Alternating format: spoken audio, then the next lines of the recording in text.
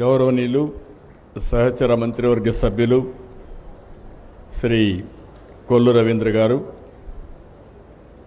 గౌరవ పార్లమెంట్ సభ్యులు గౌరవనీయులు కేశినేని శివనాథ్ గారు,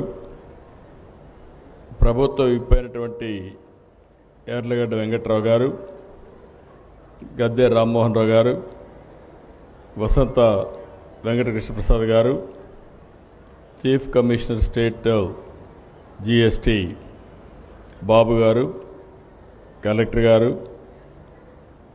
ఈరోజు రాష్ట్రం మొత్తం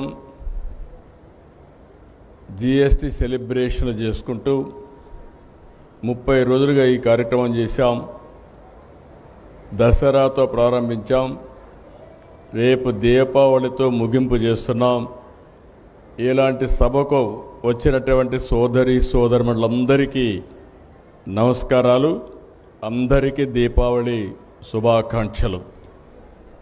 మామూలుగా మీరు ఒకసారి చూస్తే గడిచిన 5 సంవత్సరాలు 1924 పండుగలే జరుపుకోలేదు.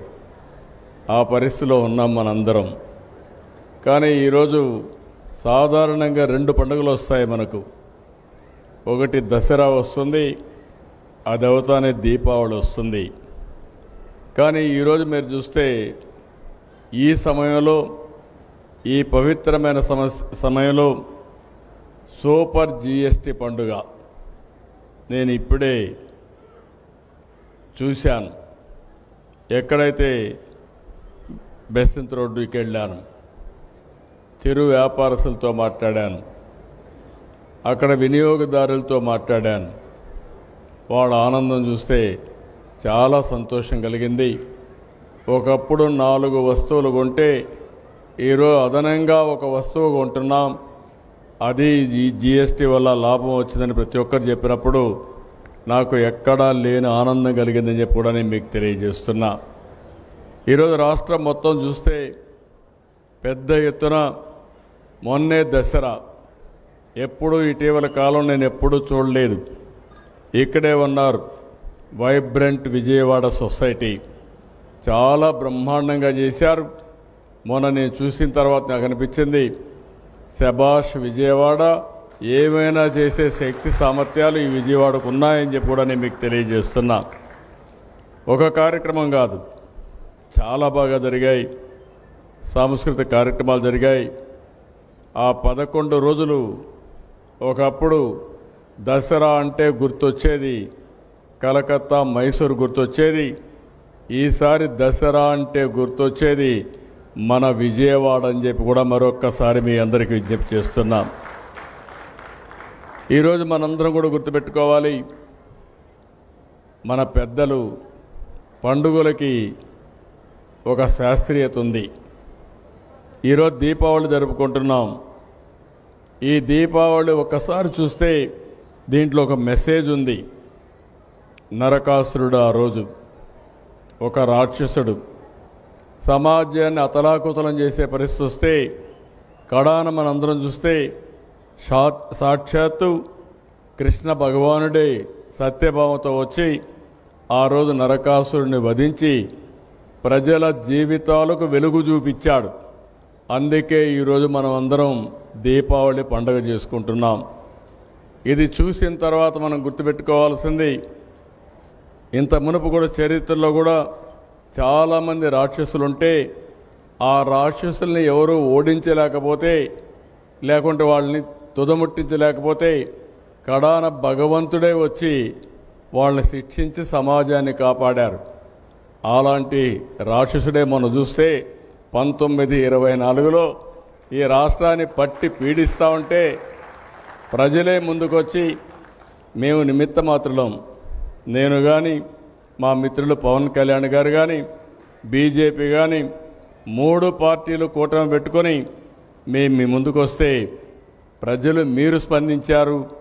94% స్ట్రైక్ రేట్ అంటే నా రాజకీయ జీవితంలో ఆంధ్రప్రదేశ్లో ఎప్పుడూ చూడలేదు. అలాంటి విజయాన్ని ఇచ్చారు. అయితే ఈరోజు మనం గుర్తుపెట్టుకోవాల్సింది, ఈ పండుగ మనకందరికీ ఒక మెసేజ్.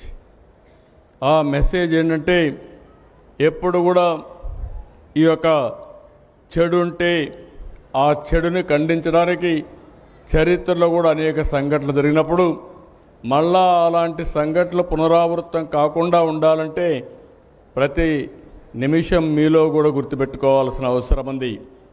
అందుకే ఇలాంటి పండుగలు చేసుకుంటున్నాం. దీనివల్ల ఒక మెసేజ్ ఉంటుందని చెప్పి కూడా నేను మీకు తెలియజేస్తున్నా. నేను అందుకే ఇటీవల అన్ని మీటింగ్లో చెప్తాను, ఎప్పుడు చెప్పేవాడిని కాదు. మళ్ళీ రాష్ట్రంలో వైకుంఠపాళి వద్దు, ఆ వైకుంఠపాళి ఉంటే మాత్రం మన జీవితాలు ఎప్పుడూ బాగుపడవని మరొక్కసారి పండగ పూట అందరికీ విజ్ఞప్తి చేస్తున్నా. అయితే ఈరోజు మీరు ఒకసారి చూసినప్పుడు కేంద్రం రాష్ట్రం డబుల్ ఇంజిన్ సర్కార్, రెండు ప్రభుత్వాలు, ఈ రెండు ప్రభుత్వాల వల్ల ఈరోజు ఎక్కడ చూసినా ఒక పాజిటివ్ వైబ్రేషన్ వచ్చే పరిస్థితి వచ్చింది. మీరందరూ చేసిన పని ఓటేసి గెలిపించారు. ఆ ఓటు వల్ల ఈరోజు రాష్ట్రంలో 22 మంది ఎంపీలు మనం గెలిచాం. దీనివల్ల మీరు ఒకసారి ఆలోచిస్తే కేంద్రంలో ఈరోజు అన్ని పనులు మనకు అయ్యే పరిస్థితి వచ్చింది. వెంటిలేటర్ పై నుండే ఆర్థిక వ్యవస్థకి ప్రాణం పోసిన ఘనత కేంద్ర ప్రభుత్వం అని చెప్పి కూడా నేను మీకు తెలియజేస్తున్నా. ఈరోజు ఒక భరోసా ఇచ్చాం. ఒక భరోసా ఇవ్వడమే కాకుండా ఈరోజు 1-2 పనులు కాదు, నాకు అనిపిస్తుంది ఈరోజు మీరు చూసినప్పుడు 15 నెలల్లో మళ్ళీ ఆర్థిక వ్యవస్థని గాడిన పెట్టే పరిస్థితికి వచ్చాం. ఆ రోజు మేము సూపర్ 6 చెప్పాం. సూపర్ 6 మీరు ఒక్కసారి చూస్తే చరిత్రలో ఎప్పుడూ ఇవ్వని విధంగా పింఛన్లు ఇచ్చాం, తల్లికి వందనం ఇచ్చాం, స్త్రీశక్తి ఇచ్చాం, అన్నదాత సుఖీభవ, అన్నా క్యాంటీన్, దీపం 2, ఆటో డ్రైవర్స్కి భరోసా, కడాన నిన్నే మా ఎంప్లాయీస్ కూడా ఇక్కడే ఉన్నారు, నాయకులు ఇక్కడే ఉన్నారు. ఎంప్లాయీస్ కూడా ఈ ప్రభుత్వంలో భాగస్వాములు కాబట్టి వారికి కూడా ఒక్క విడత డిఏ ఇచ్చి, హెల్త్ కార్డ్స్ కూడా 1 నెలలో పూర్తి చేస్తామని హామీ ఇచ్చి, పోలీసులు అయితే ఎప్పుడూ డ్యూటీ చేస్తూ ఉంటారు, అలాంటి వారికి 1 నెల సరెండర్ లీవ్ కూడా ఎన్కాష్ చేసుకోవడానికి 210 కోట్ల రూపాయలు 2 ఇన్స్టాల్మెంట్లు ఇచ్చే పరిస్థితికి వచ్చాం. ఇవన్నీ చేస్తూనే ఇంకో పక్క సూపర్ జిఎస్టీ, సూపర్ సేవింగ్స్ జరిగాయి. ఒకప్పుడు 18% ట్యాక్సులు కట్టేటివి ఈరోజు 5%కు వచ్చాయి. 12% కొన్ని 0% ఇదికి వచ్చే పరిస్థితికి వచ్చింది. ప్రతి ఒక్క కుటుంబానికి మేలు కలిగే జిఎస్టీ రిఫార్మ్స్ వచ్చాయి. ఈ రిఫార్మ్స్ కూడా మీరు ఒక్కసారి చూస్తే ఇవన్నీ కూడా నెక్స్ట్ లెవెల్ జనరేషన్ రిఫార్మ్స్కి మనం ముందుకు పోయే పరిస్థితికి వస్తున్నాం. నేను కామన్ మ్యాన్ అడుగుతున్నాను, దీనివల్ల లాభం ఏంటంటే మాకు వెసులుబాటు వచ్చింది, మా జీవన ప్రమాణాలు పెరుగుతున్నాయి.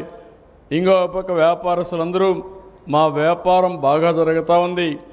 ఇంకో పక్కన చూస్తే దీనివల్ల ఇండస్ట్రియలైజేషన్ పెరుగుతుంది, ఉత్పత్తి పెరుగుతుంది, ఉపాధి అవకాశాలు మెరుగుపడతాయని ప్రతి ఒక్కరూ చెప్పే పరిస్థితికి వచ్చారు. ఈరోజు ఒక జిఎస్టీ వల్ల దగ్గర 15,000 రూపాయలు సంవత్సరానికి ప్రతి ఒక్క కుటుంబానికి ఆదా అయ్యే పరిస్థితి వస్తుంది. నిన్నే మీరు చూశారు, అమరావతి మళ్ళీ ట్రాక్ పెట్టాం. అమరావతి పనులు ప్రారంభమైనాయి. దగ్గర 50,000 నుంచి 60,000 కోట్ల రూపాయలు చేసే పనులు రాబోయే 3 సంవత్సరాల్లో పూర్తి చేసి జాతికి అంకితం చేసే బాధ్యత ఈ ఎన్డీఏ ప్రభుత్వం తీసుకుంటామని మీ అందరికీ హామీ ఇస్తున్నా. ఇంత మునుపు కూడా మీరు చూసినప్పుడు హైదరాబాద్ని సైబరాబాద్ నగరం కట్టాం. దానివల్ల ఈరోజు దేశంలో అత్యధిక తలసరి ఆదాయం వచ్చే రాష్ట్రం తెలంగాణ రాష్ట్రం. ఇంకో పక్క మెరుగైన జీవన ప్రమాణాలుండే ప్రాంతం, మోస్ట్ లివబుల్ సిటీ హైదరాబాద్గా తయారయ్యే పరిస్థితి వచ్చింది.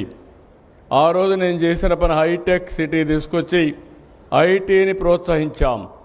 ఈరోజు మళ్ళీ మీరు చూస్తే క్వాంటమ్ కంప్యూటర్ తీసుకొచ్చి ఈ యొక్క అమరావతిలో క్వాంటమ్ వ్యాలీ పెట్టాం. దీంతో ఈరోజు గూగుల్ అయితే ఏఐ హబ్ కింద చరిత్రలో ఎప్పుడూ రానంత పెట్టుబడి $15 బిలియన్ వచ్చిందంటే అది ఈ ప్రభుత్వం పైన ఉండే నమ్మకం, విశ్వాసం. కొంతమందికి అర్థం కాని వ్యక్తులు ఇష్టానుసారంగా మాట్లాడుతున్నారు. అంటే వాళ్ళకి రాజకీయం తప్ప రాజకీయ మూర్ఖత్వం అంటున్నాను నేను. అలాంటి వ్యక్తులు ఎప్పుడు కూడా బాగుపడరు. వాళ్ళు మాట్లాడుతున్నారు. కానీ ఈరోజు ఒకటే చెప్తున్నాను, ఆ రోజు హైటెక్ సిటీ పెట్టి ఐటీని ప్రమోట్ చేస్తే 20 సంవత్సరాల్లో తెలుగు వారు ఎక్కడికి పోయినా హైయెస్ట్ పర్ క్యాపిటా ఇన్కమ్ సాధించే పరిస్థితికి వచ్చారు. ఈరోజు ఏఐ వల్ల రాబోయే 10 సంవత్సరాల్లో మీరు ఊహించని అభివృద్ధి ఈ రాష్ట్రంలో జరుగుతుంది. దీనివల్ల ఏం జరుగుతుందో మీరే చూడబోతున్నారని చెప్పి కూడా నేను మీకు తెలియజేస్తున్నా. నా ఆలోచన ఒకటే, ప్రతి ఒక్క ఇంట్లో ఒక ఆంట్రప్రెన్యూర్ ఉండాలి. ఈరోజు ఆంధ్రప్రదేశ్ అంటే ఏ అంటే ఆంధ్ర అని మొదటి అక్షరం మందే ఉంటుంది. రేపు రాబోయే రోజుల్లో ఆంధ్రప్రదేశ్ ఏఐగా మారుతుంది, ఆర్టిఫిషియల్ ఇంటెలిజెన్స్గా మారుతుంది. అంటే మన హ్యూమన్ బ్రెయిన్స్ అన్నీ కూడా ఒక ఇంటెలిజెన్స్ బ్రెయిన్స్గా తయారై ప్రపంచంలో అందరికంటే తెలివైన వాళ్ళు ఉండే స్థానం ఏదంటే దానికి చిరునామాగా ఈ ఆంధ్రప్రదేశ్ రాష్ట్రం ఉంటుంది. దానికి హెడ్ క్వార్టర్గా విశాఖపట్నం ఉంటుందని చెప్పి కూడా నేను మీకు తెలియజేస్తున్నా. ఇలాంటి లాభాలు ఒకరిద్దరికి కాదు, ఇండస్ట్రీ, లేకపోతే స్టూడెంట్స్, లేకపోతే ఫ్యామిలీ, ఇవన్నీ కూడా ప్రతి ఒక్కరు కూడా పెను మార్పులు, అగ్రికల్చర్లో మార్పులు వస్తాయి, హెల్త్లో మార్పులు వస్తాయి.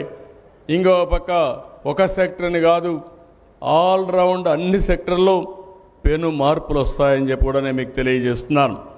ఇంకో పక్క మీరు చూస్తే ఈ సెంటర్ వల్ల ఇక్కడి నుంచి ప్రపంచం మొత్తం గూగుల్ ఎక్కడైతే సర్వీసులు ప్రొవైడ్ చేస్తుందో ఆ దేశాలకు ఇక్కడి నుంచి సేవలు అందించే అవకాశం వస్తుంది.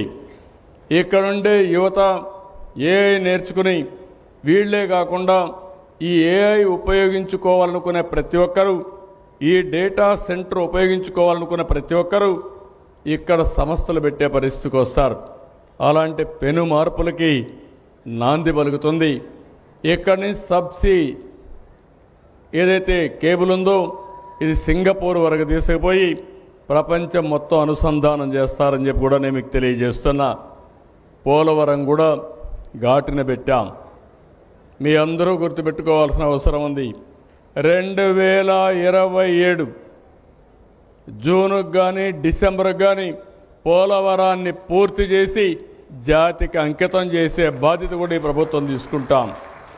ఇలాంటి పనులన్నీ చేస్తున్నాయి. ఒక పక్క అభివృద్ధి, ఒక పక్క సంక్షేమం, ఇంకో పక్క సుపరిపాలనతో ఈ ప్రభుత్వం ముందుకు పోయే పరిస్థితి వస్తూ ఉంది. నిన్ననే నేను చూశాను, మాకు వెసులుబాటు లేదు, చాలా సమస్యలు ఉన్నాయి. చూస్తే ఒకటి కాదు, 2 కాదు, ఎక్కడ చూసినా అప్పులు, ఎక్కడ చూసినా ఆర్థిక వ్యవస్థ మొత్తం చిన్న భిన్నమయ్యే పరిస్థితి. కానీ ఎంప్లాయీస్ కూడా మొన్న ఎన్నికల్లో చాలా బాగా సహకరించారు. ఎన్ని కష్టాలున్నా వారికి కూడా దీపావళి శుభాకాంక్షలు చెప్పాలని, వాళ్ళు కూడా ఆనందంగా ఉండాలనే ఉద్దేశంతో నిన్ననే వాళ్ళకు కూడా ఒక తీపి కబుర్ని వాళ్ళకు అందజేశాం. దాని పర్యవసానం ఒక డిఏ ఇచ్చాం, పోలీసులకు అందరికీ సరెండర్ లీవ్ ఇచ్చాం, ఆర్టీసీ ఉద్యోగులకు పదోన్నతులు ఇచ్చాం. ఇంకొక పక్కన గవర్నమెంట్లో పనిచేసే చిన్న చిన్న ఉద్యోగాలు ప్యూననో, అటెండరనో, వాచ్మెననో ఇలాంటి పేర్లు పెడుతున్నారు. అవన్నీ మార్చి గౌరవప్రదంగా సమాజంలో గౌరవం పెరిగే విధంగా ఆ డిసిగ్నేషన్స్ అన్ని మార్పు చేస్తామని చెప్పి కూడా నేను మీ అందరికీ హామీ ఇస్తున్నా. ప్రజలు, ప్రభుత్వం, ఉద్యోగులు అందరూ కలిస్తేనే ఈ రాష్ట్రం భవిష్యత్తు ఉంటుంది. నేను ఎన్నో సందర్భాల్లో చెప్పాను, నా ఆలోచన ఒకటే, హెల్తీ, వెల్తీ, హ్యాపీ సొసైటీ. ప్రతి ఒక్కరికి ఆదాయం రావాలి. ప్రభుత్వం సంక్షేమ కార్యక్రమాలు ఇస్తున్నాం, సూపర్ 6 ఇస్తున్నాం, కేంద్రం రిఫార్మ్స్ తీసుకొస్తా ఉంది, వాళ్ళు కూడా సంక్షేమ కార్యక్రమాలు ఇస్తున్నారు. ఈ 2 కలుపుకుంటే ఇంకొక స్టెప్ ముందుకు పోవాలని ఈరోజు జీఎస్టీ రిఫార్మ్స్ తీసుకొచ్చారు. ఇలాంటి రిఫార్మ్స్ ఇంకా చాలా అవసరం ఉంది. ఇవన్నీ కూడా తీసుకొస్తాం. ఇది కాకుండా P4 కూడా తీసుకొచ్చాం. ఇప్పుడే చిన్ని గారు చెప్పారు, ఎంపీ గారు చెప్పారు, ఆయన అభినందిస్తున్నా. విజయవాడలో ఉండేవాళ్ళు ప్రపంచం మొత్తం బ్రహ్మాండంగా రాణిస్తున్నారు. మీతో పుట్టిన వాళ్ళు మీ ఊర్లో ఇంకా పేదరికంలో ఉన్నారు. అలాంటి వారందరికీ అండగా నిలబడే బాధ్యత P4ని ఒక బాధ్యతగా స్వీకరించే బాధ్యత మీరందరూ తీసుకోవాల్సిందిగా మిమ్మల్ని అందరినీ కోరుతున్నా. ఈరోజు దీపావళి పండుగ చాలా హ్యాపీగా జరుపుకుంటున్నాం. ఈ విధంగానే రాబోయే రోజుల్లో 2047కి తెలుగు జాతి ప్రపంచంలోనే అగ్రజాతిగా ఉండాలని, నెంబర్ 1గా ఉండాలనేది నా సంకల్పం. అది తప్పకుండా సాధ్యమవుతుంది. ఈరోజు ఇంకొక పక్కన మీరు చూస్తే ప్రధానమంత్రి నరేంద్ర మోడీ గారు 25 సంవత్సరాలు అంటే 21st సెంచరీలో 25 సంవత్సరాల్లో ముఖ్యమంత్రిగా ప్రధానమంత్రిగా కంటిన్యూ అవుతున్నాడు. ఇంకొక 4 ఏళ్ళు ఉంటాడు, అంటే 30 సంవత్సరాలు. 30 సంవత్సరాల సుదీర్ఘ పాలనలో 11వ స్థానంలో ఉండే ఈ దేశాన్ని 3వ స్థానానికి తీసుకొస్తున్నారు. ప్రపంచంలోనే గౌరవాన్ని పెంచుతున్నారు. ఒక సమర్థవంతమైన నాయకుడిగా ఈ దేశాన్ని ముందుకు తీసుకుపోయే బాధ్యత తీసుకున్నారు. నాకు ఏమాత్రం అనుమానం లేదు, 2047కి ప్రపంచంలోనే నెంబర్ 1 ఆర్థిక వ్యవస్థగా భారతదేశం ఉంటుందని మీ అందరికీ విజ్ఞప్తి చేస్తున్నా. ప్రపంచంలో నెంబర్ 1 ఆర్థిక వ్యవస్థగా ఉంటే నా ఆలోచన అందులో స్వర్ణాంధ్రప్రదేశ్ నెంబర్ 1గా ఉండాలని. స్వర్ణాంధ్రప్రదేశ్ నెంబర్ 1గా ఉంటే మీరు మీ కుటుంబం ఎక్కడుంటారో దీపావళిలో మీరు కూడా ఆలోచించుకోండి. మీరు కూడా ప్రణాళికలు తయారు చేసుకోండి. మీరు కూడా ముందుకు రండి. అందరం కలిసి పండుగలు జరుపుకుంటూ మన వారసత్వాన్ని కాపాడుకుంటూ అదే సమయంలో మనమందరం కూడా ఇంత మునుపంత హార్డ్ వర్క్ చేసేవాళ్ళం. నేను అందుకే పదే చెప్తున్నాను, కష్టపడక్కర్లేదు, స్మార్ట్గా పనిచేస్తే చాలు. ఒక సెల్ ఫోన్ ఉద్యోగస్తులకు కూడా చెప్తున్నా, 6 గంటల పైన మీరు పని చేయొద్దని చెప్తున్నా. ఎప్పుడన్నా వరదలు వచ్చి విపత్తు వస్తే రండి, అప్పుడు పని చేయండి. మిగిలినప్పుడు మీ ఇంటికి వెళ్ళండి, కుటుంబ సభ్యులతో ఉండండి. దానివల్ల మీరు కూడా మళ్ళీ నిద్రలేసి వచ్చి బాగా పనిచేసే అవకాశం వస్తుంది. మీరు కూడా తక్కువ పని చేయండి, ఎఫెక్టివ్గా పనిచేయండి. ఇది సాధ్యం అని చెప్పి వారికి కూడా తెలియజేసుకుంటూ ఈరోజు మళ్ళీ ఒకసారి మీకు అందరికి విజ్ఞప్తి చేస్తున్నా. విజయవాడలో ప్రతి శనివారం ఆదివారం మీరందరూ ఆనందంగా ఉండి మంచి ఈవెంట్లు ఇక్కడ జరుగుతూనే ఉండాలి. మీ కష్టపడి వారం అంతా కష్టపడండి. 2 రోజులు అన్నీ మర్చిపోయి ఆనందంగా ఇంటి దగ్గర ఉండి మీకు నచ్చిన పని చేసి మళ్ళీ మీ ఎనర్జీ ఛార్జ్ చేసుకుని మళ్ళా మండే ముందుకు పోయే పరిస్థితి రావాలి. అలాంటి వాతావరణాన్ని కల్పించడానికి ఈ ప్రభుత్వం ముందుకు వస్తున్నాం. మీరు కూడా గుర్తుపెట్టుకోవాలి. మళ్ళీ చెప్తున్నా, వైకుంఠపాళి మాత్రం వద్దు. వైకుంఠపాళి వస్తే పైకి ఎక్కించడం, మళ్ళా మీరు కిందికి రావడం, మళ్ళా పట్టుకొని పైకి పోవడం, ఇది చాలా సమస్యలు సృష్టించే పరిస్థితి వస్తూ ఉంది. సుస్థిరమైన పాలన, సమర్థవంతమైనటువంటి రాష్ట్రం కోసం దోహదం చేసే పరిస్థితి వస్తుంది. అలాంటి సమాజాన్ని క్రియేట్ చేసుకోవడం కోసం మళ్ళీ నరకాసురుడు వధ ఎప్పుడూ మీకు గుర్తుపెట్టుకోవాల్సిన అవసరం ఉంది. చెడుని ఎప్పుడు కూడా ఖండించాలి, మంచిని ప్రోత్సహించాలి. అప్పుడే మనం అనుకున్న లక్ష్యాన్ని సాధించగలుగుతామని చెప్పి తెలియజేసుకుంటూ ఈ దీపావళి మీకు, మీ కుటుంబానికి, మీ బంధువులకు, మీ మిత్రులకు అందరూ కూడా నూతనమైన వెలుగులు తీసుకురావాలని మనస్ఫూర్తిగా ఆకాంక్షిస్తూ సెలవు తీసుకుంటున్నా. హ్యాపీ దీపావళి.